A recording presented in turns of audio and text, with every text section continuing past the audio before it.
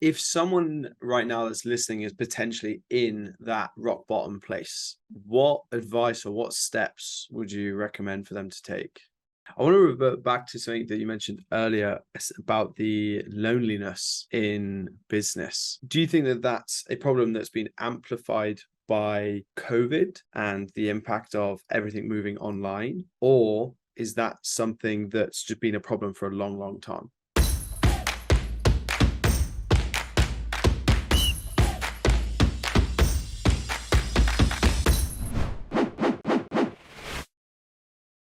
Welcome, everyone, to the main journey, a way for you to join me on a learning journey through life. My name is Samuel Main, and today we welcome Benjamin Owen to the show. Welcome, Ben. Hey, Appreciate Mark. you being here. Thank you so much for inviting me on your podcast.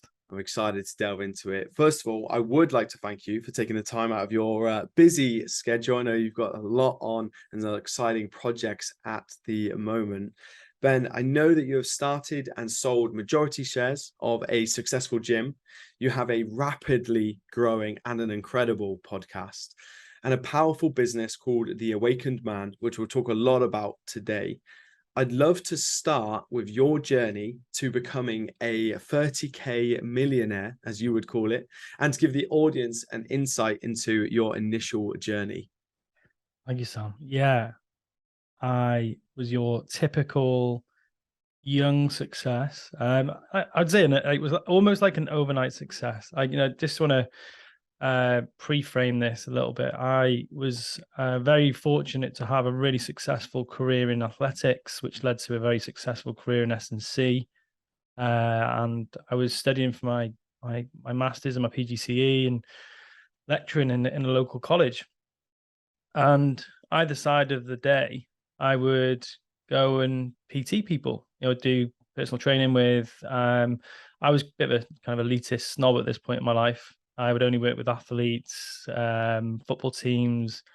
I wanted to work in professional football. I didn't enjoy that.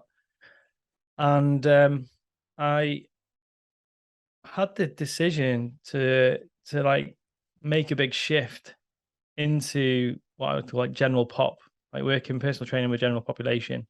But I had to replace my income, my salary, literally overnight. I was said, right, I'm going to quit my job. I'm going to quit my lecturing job, and I've got to make this boot camp work. There's a lot a lot more to it than this. And I just said on Facebook, actually, this was when Facebook events had just started. And I said on a Facebook event, I was like, hey, I'm going to be sharing everything I know about getting people in shape and getting people fit and strong. And I didn't realize the power of a Facebook event at that point. So I said, oh, yeah, come to the local college. I'm doing a workshop in the lecture theatre. And I thought literally my mum and a couple of mates would show up to heckle me. And lo and behold, like 70 people locally jumped in. Like, don't know how that happened, friends telling friends. And I'd never spoken in front of a group of people that big before. I'd lectured, I'd lectured in a classroom, done various sessions on a field, but it just seemed so intimidating. And I launched Fast Way to Fitness from that workshop. And literally I just said to them, people, like, come down, it's £100 a month. And yeah, you'll get the first month for £100. If you bring a friend, you'll get the next month for free.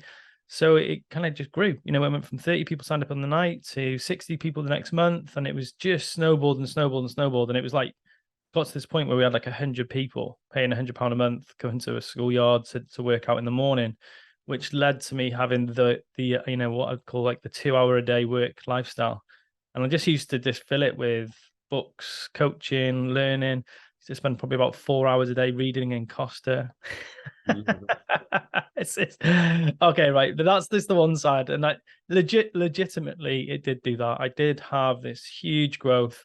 I had more money than that I knew what to do with. I like not even more. I'd way more than 30K, put it that way.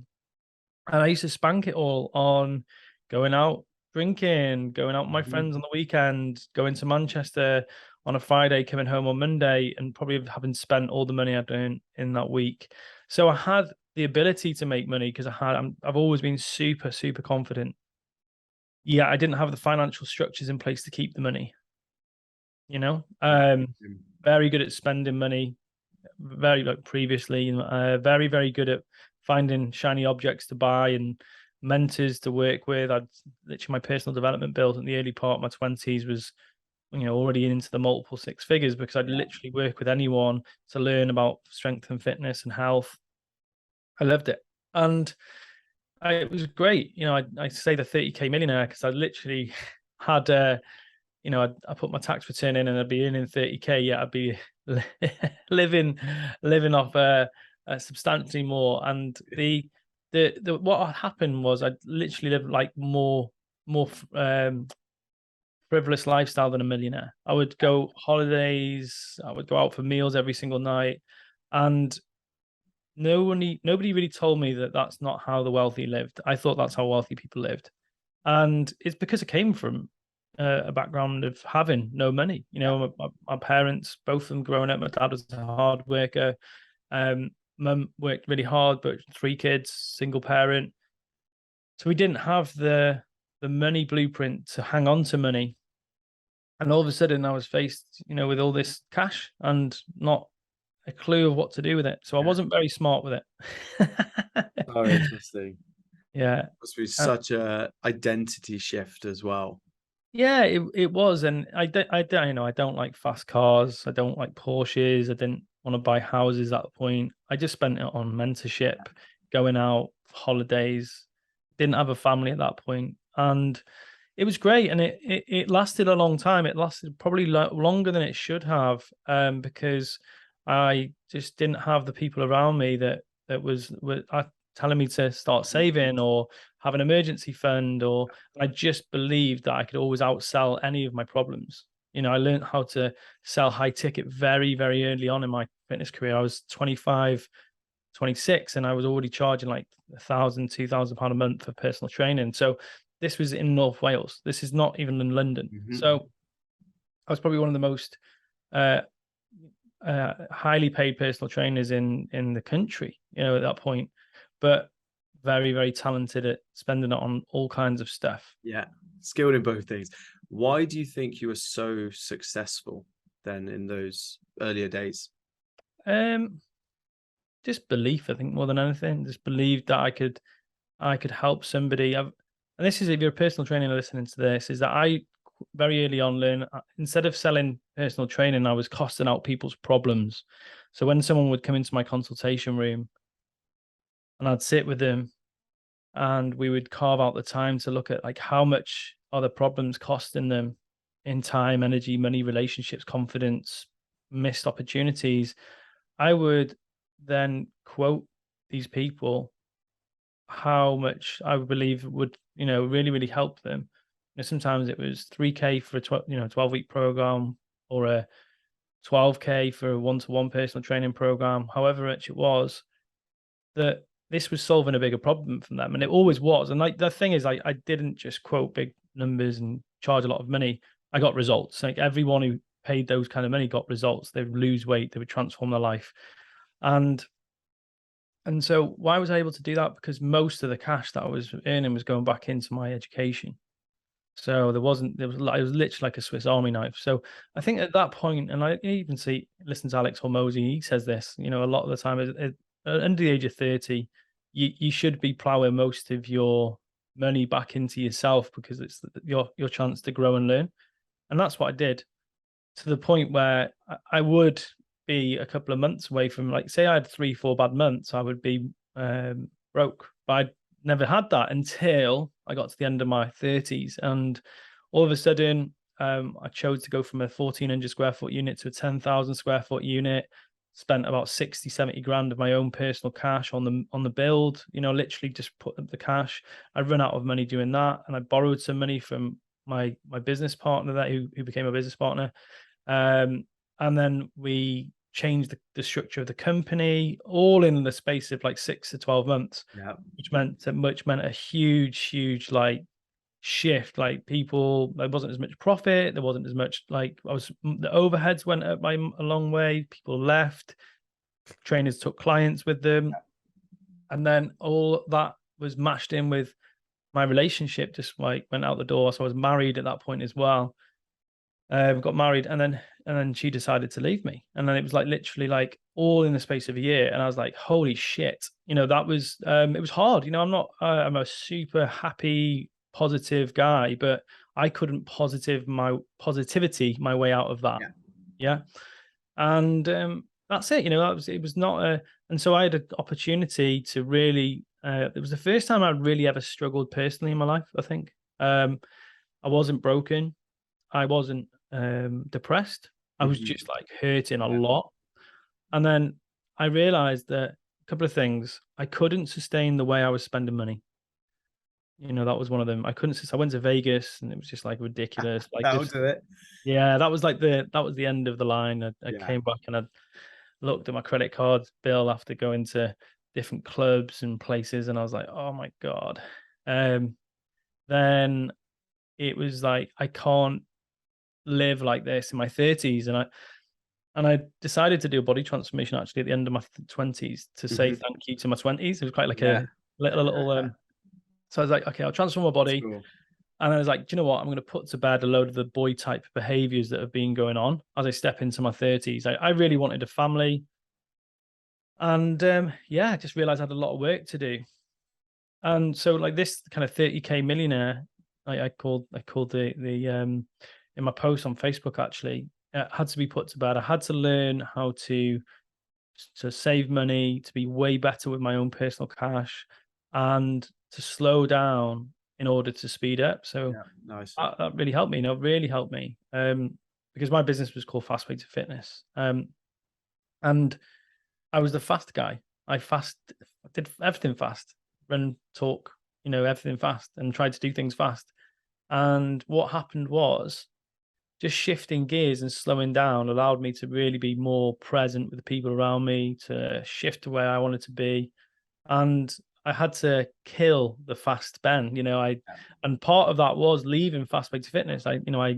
People saw me grow that business from Mhm. nothing all the way to, we did nearly 500,000 at our biggest point, and that was between coaching, Yeah. consultancy, the fitness camps. And I was like, "Phew," yeah, and it was Gotta that then, change. yeah. So I left just after the pandemic. Sold to two guys who I really trusted to just carry on the business and grow it. I took a smaller share, and they're doing a great job. But that was part of that part of my life, and then I stepped into the awakened man. I'm going to talk about all this in a second, but yeah, that was the 30K millionaire Ben. What a journey. And there must be so many lessons. So Yeah, if someone right now that's listening is potentially in that rock bottom place, what advice or what steps would you recommend for them to take?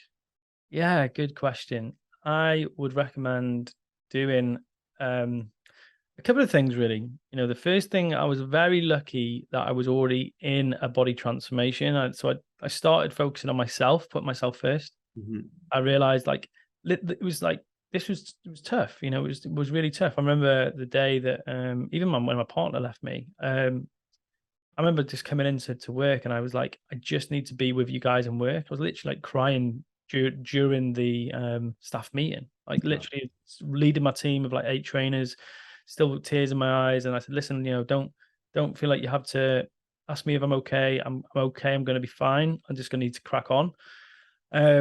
So just I was open and transparent. Got myself a therapist. Got myself and I also, this is what interesting. I knew that I wasn't going to be able to solve it on my own. I didn't want Mm. to, and like this is something that's really interesting, Sam. Actually, I didn't want to. I wanted to talk to my friends, like my closest friends, the guys around me.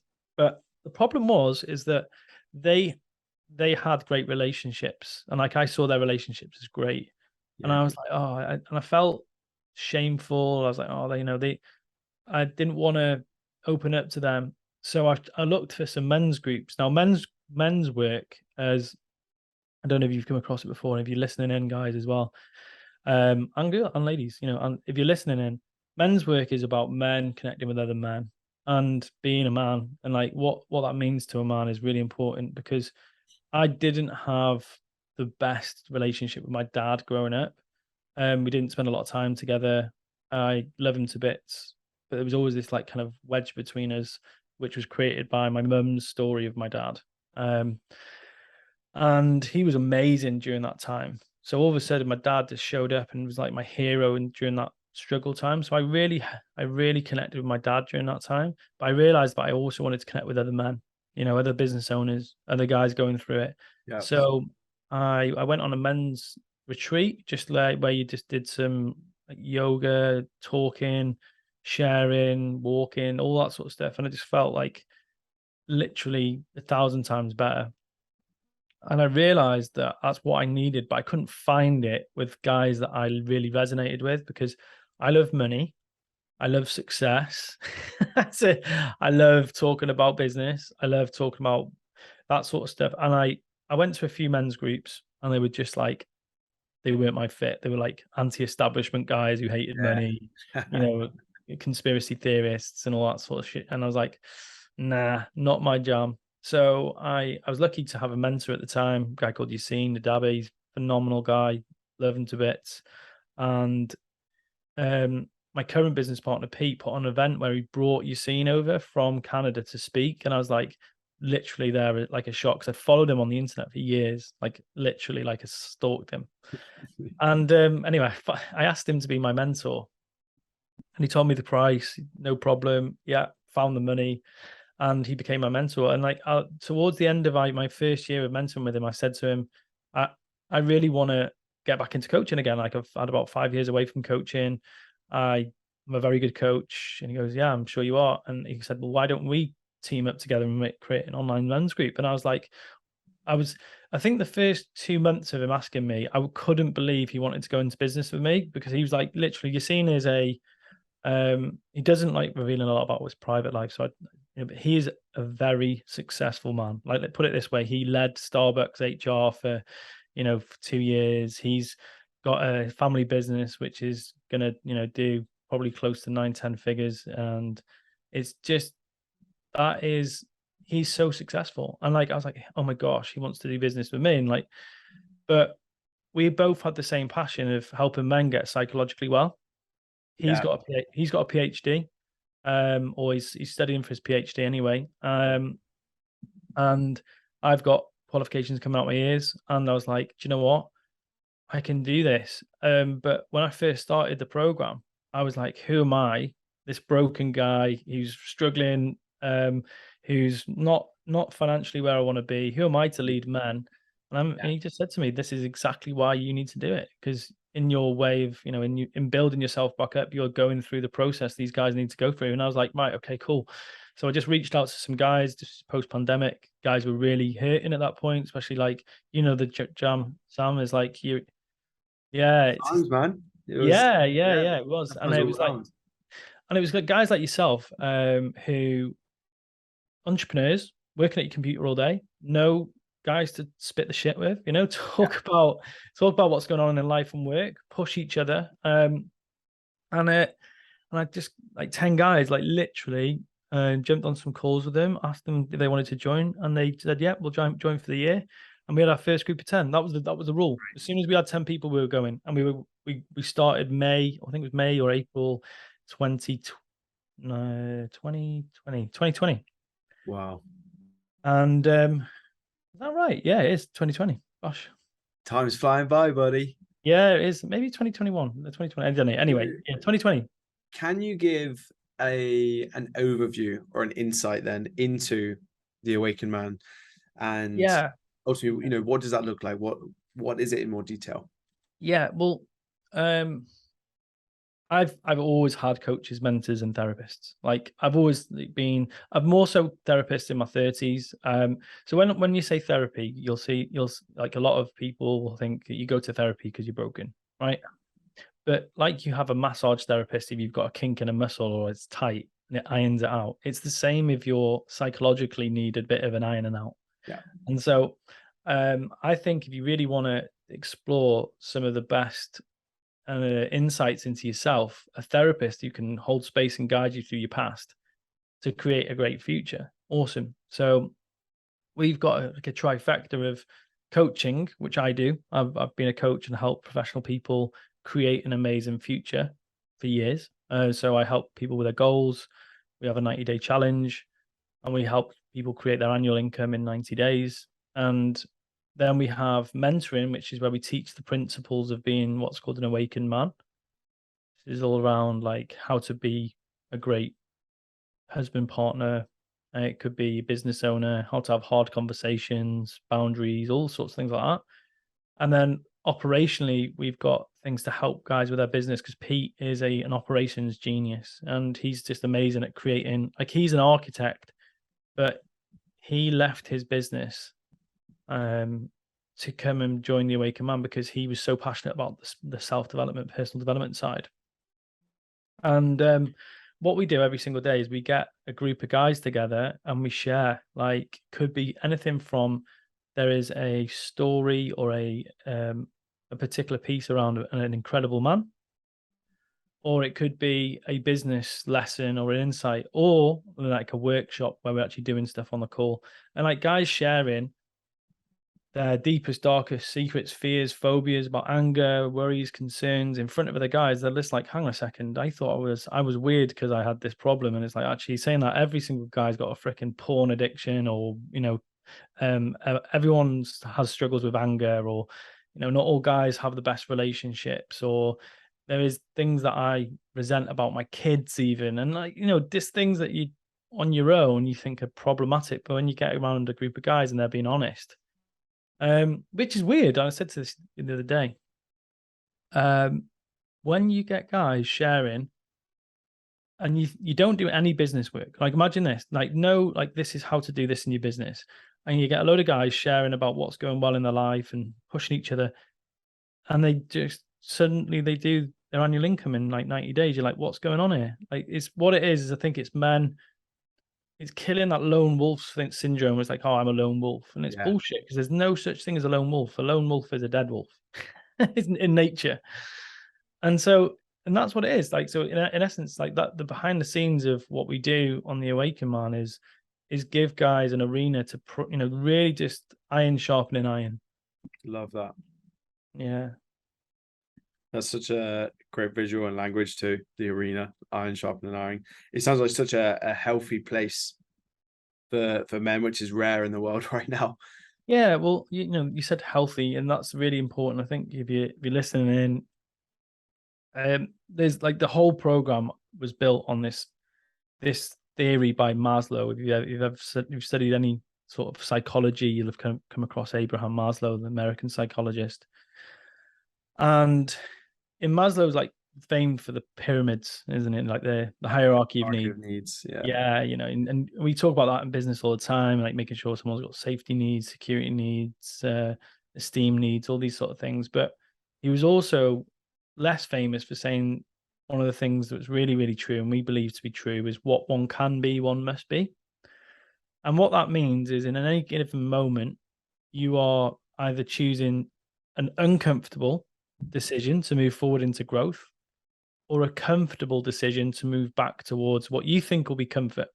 So Sam goes on a call with a potential customer, and he hears this customer saying, da, da, da, and he doesn't challenge that customer, and he shrinks. Like, I'm not going to challenge it because it might be a bit uncomfortable. And he shrinks, and he doesn't get the sale.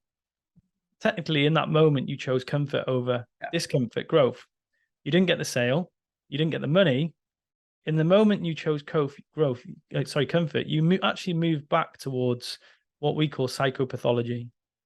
And what I realized, and this is something that a lot of men realize when they get to the age of 30 to 35, is that when you've been coasting or trying to create the comfortable life, and you've been choosing comfortable decision after comfortable decision after comfortable decision, you don't move back towards comfort. You like, I was going to swear, but I was going to say, like, you're like, holy shit, I'm not comfortable. I'm anxious. I'm fat. I'm depressed. I feel like I'm not operating for my best self, and you're not comfortable. And you're like, where did all this happen? But it's just been micro decisions that have got you there. And what we help men do is stand up, choose those comfortable decisions every fucking day. Like every freaking day, is that I've got to have a hard conversation with my partner. I've got to have a hard conversation with my customer or my business partner. And because they say they're going to go and do it to the men on the group, they go and do it, and their life changes. That's how it works. And so that's the kind of the underpinning of what we do. and it's really helpful for men to be held up against that discomfort every single day. So what is step one for potentially a man or maybe even a woman um, that they are in that place, that rock bottom? What is then that step one of recognition and going, I need to make a change? That's really good. Yeah, like, I think I think like you've nailed it there. Like just saying to yourself, am I happy with my current results and my current, experience of life? And if it's like what the what the feeling for me when I was in that place was angry. I was so angry. I Mm, was like this happy guy. I used to say to my clients, I'm the happy guy who smiles at you, but inside I'm super angry. So people would see me as like this happy-go-lucky guy, always, pushing people in the gym, but inside I was so freaking angry. I was raging.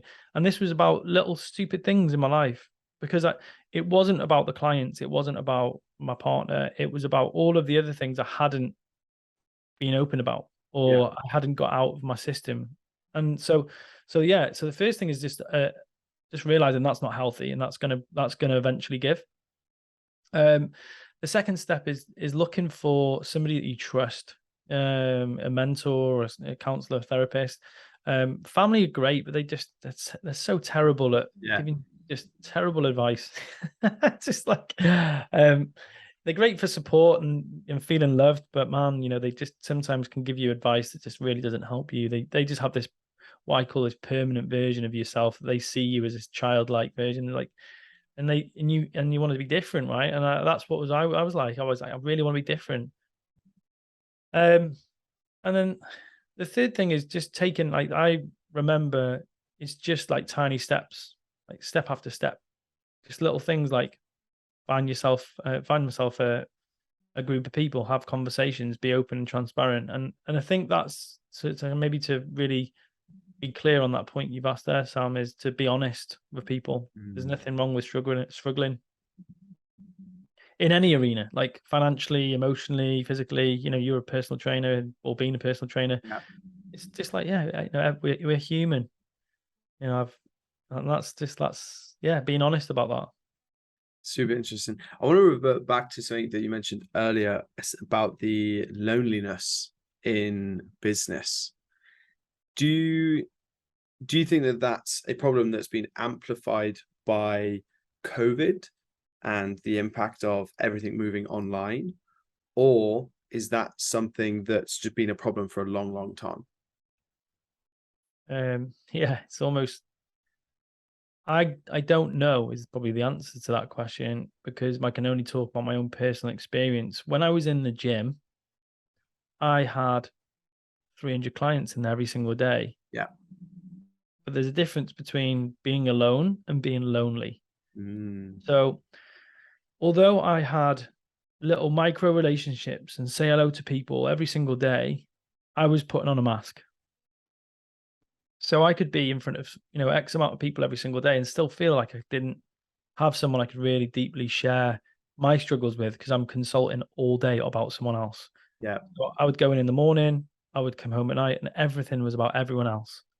So I'd get home. I met a new partner just, quite soon after getting spurt from my wife, and I'd just like flop onto the couch and I like fall asleep. So I didn't have any time to deal with my own issues and struggles, Mm, and so that's why it became such a problem. So first of all, you can be around people and be lonely, yeah, because you're not being heard, you're not sharing your struggles and stuff like that.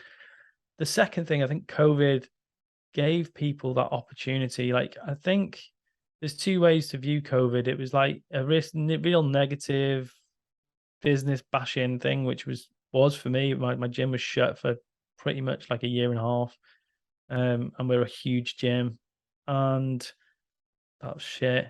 There's It's no other just- words to describe it, right? It's like that yeah, that that was really and like we did all sorts of amazing stuff, and it was great. I watched people struggle massively, but it gave people the opportunity to really think about their life, and I did. I moved out of.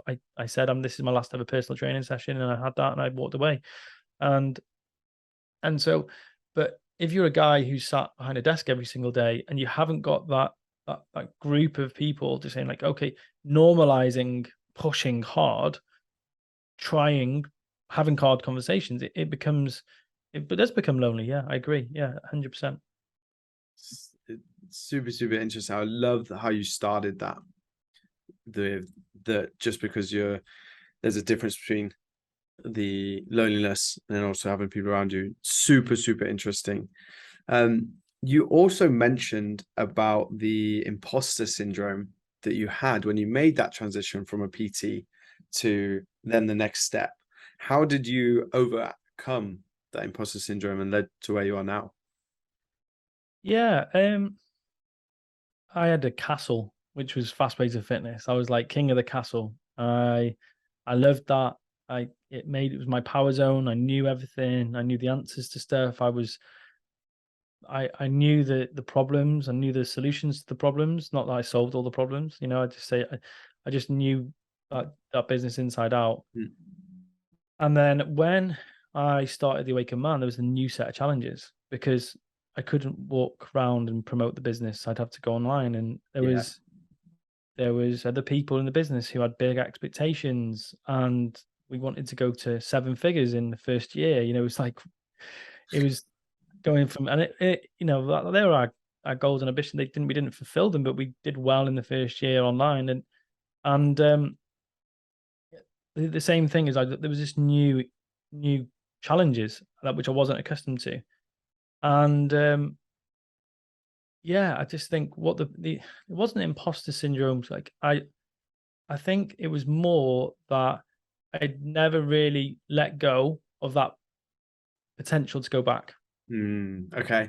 I, Never I burned the in my bridge. back, yeah, I hadn't burnt the bridge, and it came to someone in the gym. I train in my own gym now. I go in there as a customer, and I just take part in the classes. It's great. That's I cool. always said that I wanted to do that, and I was like, yeah, I'm getting exactly what I wanted. And a customer came and was like, "Oh, come on, why don't you take Saturday Sweat?" And I'm like, "Do you know what? It's not me. It's not me anymore. That was me." And Yeah. I looked at my life 10 years from now. Was it dancing around, jumping, screaming, and pushing? And I said, no, it wasn't. It wasn't my mission anymore. I've created a system which people could come and use to get fit, and I created a community. I'm still part of that community, and the Yeah. community is still great. I wanted to have a bigger ripple, because Conway, North Wales is a small area, and I was like, I've got the potential to do some really good work with a global movement, Yeah. That's good. and the best way to do that was to help men. Help men be better men, and that's what I'm big on, like the ripple effect. If I can, if I'm on this podcast today and you're listening, and you listen to one thing I say, and you're better with your partner, and then you're better with your kids. It's like I've affected four people. If I can do that hundreds of times over, that's how I get my multiples, and that so by working with the guys that we work with who have influence over other people, we can create a huge ripple effect. Like we've had a lot of the guys on the program invite me to speak in front of their gyms, their audiences, and I've gone and spoke around the country this year, Mhm. just sharing this stuff I'm sharing now, about how to think and take big actions. So yeah, it was Love that. yeah, Is there a client transformation or journey that you're super proud about? Is there one that sticks out for you? yeah. Gosh, yeah. There's a load of them. Actually, just one that's top of mind because he wrote a really long article on his 18-month journey with it. He's just one of the first guys I called when I decided to open the program. Luke, he we teach about how to have crucial conversations, hard conversations, right? It's one of the skills we teach. And a hard conversation is where stakes are high, opinions vary, and emotions run strong. So these are the conversations you have with clients or with co-workers or business Everyone. owners. Yeah. And you the number of crucial conversations in your life are directly proportional to the rate at which you gain success. So if you want to be successful, have more hard conversations in your relationship with your business partners, because that's the way to grow. And we taught him the skills, and he went and settled like a 15, 20-year family feud. Like, so like a family feud that had been going on for years. He mediated that with his new skill set, or just not even the skill set. It was just the confidence to go Yeah. and say, do you know what? I'm going to go and get X and Y to have this conversation. And he remedied like a really big wound in his whole family. And not only did he do that, he ran his gym better. He was making more money. He opened a coaching business, Brilliant. uh, and like this, the guys who've done their annual income in 30 days. They started the program and they were doing it, their annual income, and these are not small figures. These are like six-figure earners. Then they did it in 90 days, and one guy even did it in 30. Yeah, and this is it. Annual income. Yeah, yeah. So That's imagine that, like, crazy. yeah. So like if you're doing 100 grand, imagine doing that in 90 days. Imagine doing that in a month. And that's all it is that is thinking. It's the way that you think, not the way you behave. It's the way you think. Wow. So powerful. The act of those hard conversations, ultimately what people are putting off. Yeah. So what is step one for someone that is putting off a hard conversation right now? Um. It's. Have you ever seen the film We Bought a Zoo? I have a long time ago with Oh, Matt come on, Sam. Damon. Yeah. Yes. Yeah. You can't. Yeah. It's just, whenever anyone says Matt Damon, you have to say it like Team America, Matt Damon. Um, yeah. So in We Bought a Zoo, Matt Damon talks. If you literally type in on YouTube, you can tag it on the podcast actually, like the YouTube clip. We Bought a Zoo, 20 seconds of courage. And it's Matt Damon teaching his kids about this thing like 20. You've always got 20 seconds of courage, and it is that it sometimes is like, this is really going to hurt, and you just have to say those words. Hey, honey, we need to have a conversation about this. It's just stepping into the conversation, and once you've stepped into those conversations, we've got some scaffolding to help them go better. Yeah.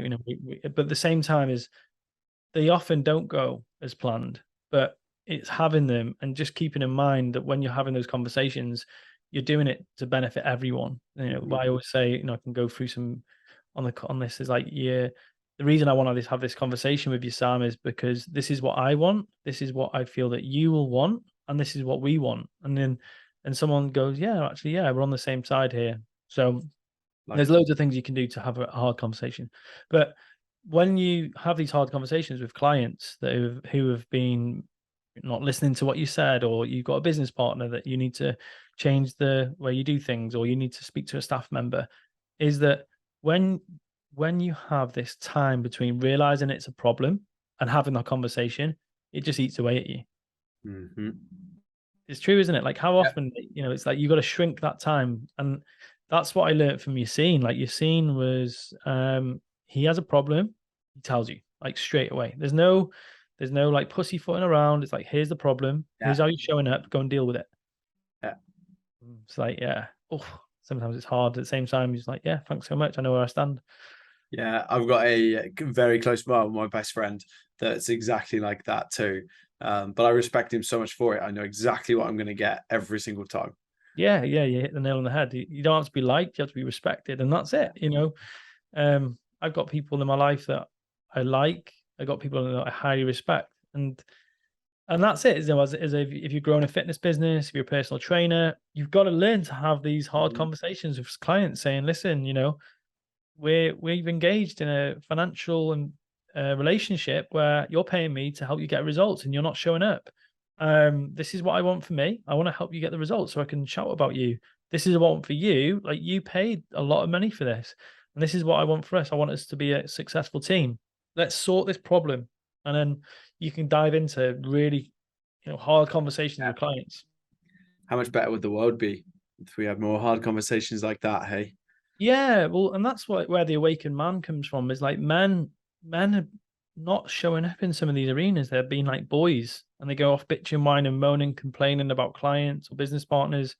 And that was me. Honestly, like, that was me. I would complain and whine and moan to other people about something, and it wasn't helping the solve the issue. So that's where I just like, yeah, triple down on these hard conversations. Yeah. Oh, interesting. So what challenge are you personally facing in the business at the moment? What's something that's holding Wow. you guys up? Yeah. What's holding this guy? So really, it's that's a really good question. So early in the year, we went through, I'd say, 3 months without a sale. Mhm. We literally went through 3 months without a proper sale, like a proper big sale. Our sales are probably like, like between 3 and 10, 15 grand. They're bigger sales. We do have a lower ticket program, but selling on that doesn't really get us out of a hole if we've been spending money on Facebook ads or so. We just went through this really, really Pete joined the business, and we just quite transparently just had to really, really, really like rethink how we were doing things, and we realized that a lot of men didn't want to commit to a year. Like it was a big, big commitment for them, and they hadn't really experienced us because we'd exhausted our really good relationships and our not exhausted, but we'd a fair few of them had already joined the program. So we were like, okay, well, how can we get a new way of doing things? So we created a front end offer. Like if if you're a fitness business, you should have a front end offer. You probably teach this, Sam, I imagine, as well. Yeah. We had the 6-week challenge at Fast Way to Fitness. It worked really well. And it was just enough time to get someone a result. So then they make some money or lose some weight, and then they want to stay with you because there's so much more to learn. And that's what we did. So we created that. It went really well. It changed the business in the last couple of months, and that's it. It's just ever learning the way to get to the next big goal. And so really, I constantly expect there to be challenges, and I want to be uncomfortable. So that's it. Like that's it. Really, it's simultaneously being able to have massive goals, but take tiny steps, and that's what we're doing. So biggest challenge right now is we've just decided to do the biggest men's event ever in the UK. So I just spent the morning trying to get in touch with Wim Hof, Ant Middleton. We've got Dr. Robert Glover, like some of the big hitters in the men's kind of space coming to the UK. So we're trying to put that together. We're not trying to, we are, but it is. Yeah, it's a that would be a big event. I look forward to joining. Yeah, man. Yeah, it's Oh, honestly, it was like what was interesting. I'll just be really honest and transparent. It's like got in touch with Wim Hof. I was like, okay, Wim Hof, household name, people yeah, know what he does. It'd be amazing. Like I love Wim Hof. I do the cold water immersion stuff. And I was like, okay, I reckon he's going to be about 50 grand for the day. And I was like, no, it's closer to 80 grand for day, and that's like plus travel and stuff like that. And I was like, wow. So, it's trying to work on how that will work and can it work? And so, yeah, that's there's a lot of logistics to yeah, play around with there. yeah, yeah. Sure. So, If you were to go back now to start a business again, from all the lessons you've learned from ultimately the offline business and then also now the online business, is there a framework? Is there a first step? What would it look like if you was to start from zero? whew, yeah, good question. Um,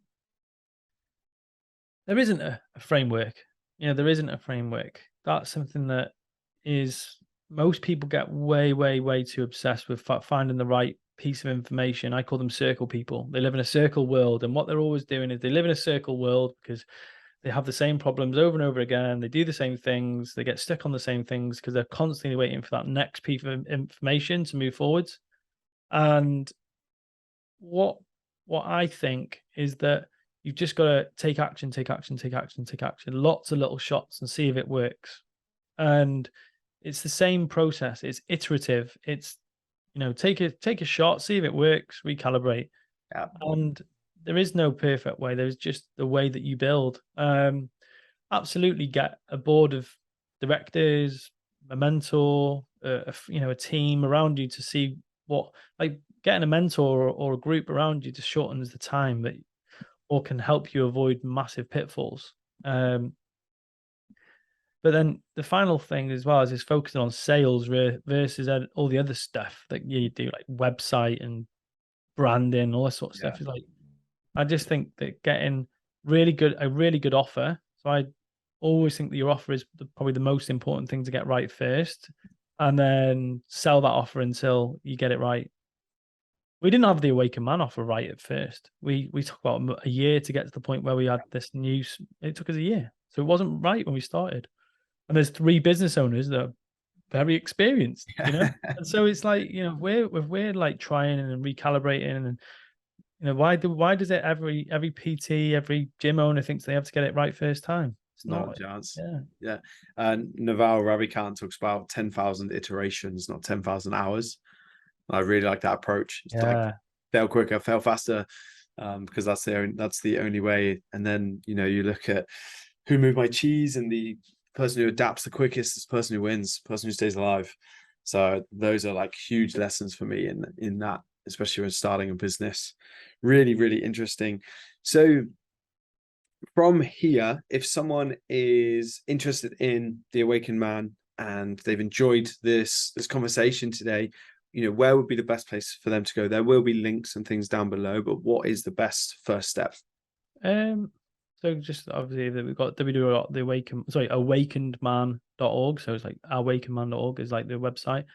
And then we just send the word, like, say if you wanted to do the Impossible 90 challenge, you send the word impossible on the website. There's a pop-up on there. It says, asks you if you want to hear more about it there.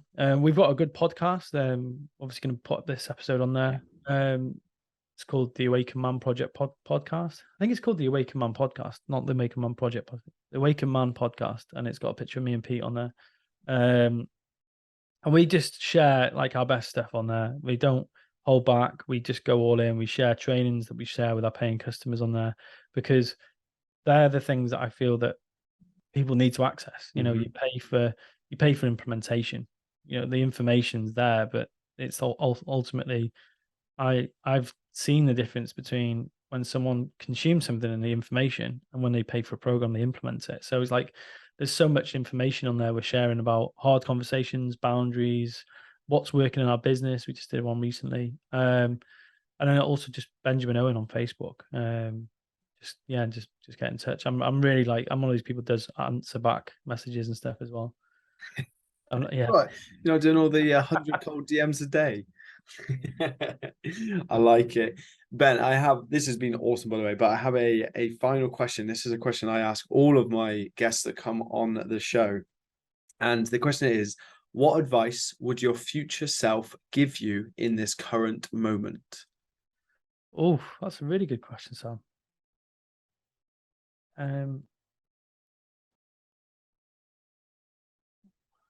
It's a really good question. Give me like 5 seconds, because this is like, it has to be good, right? What would my future self? I'll read it out to you again. I'll give you some time. What advice would your future self give you in this current moment? Be bold.